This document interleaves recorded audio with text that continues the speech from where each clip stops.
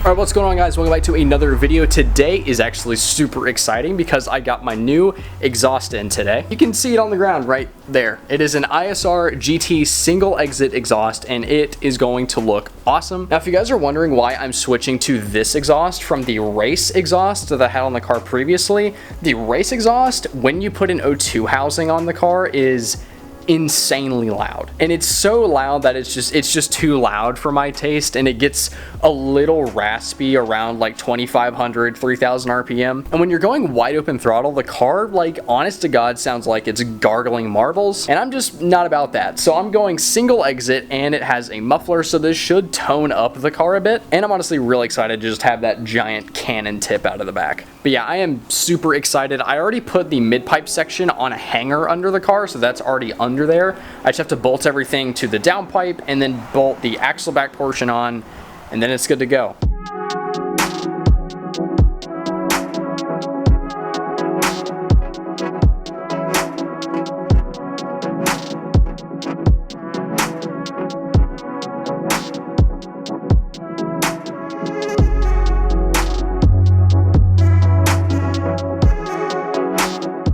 Alright guys, so it is the next day, and I truthfully think I probably have found the best exhaust setup for a Genesis Coupe. So as you can see right behind me, this is the exhaust and it looks huge.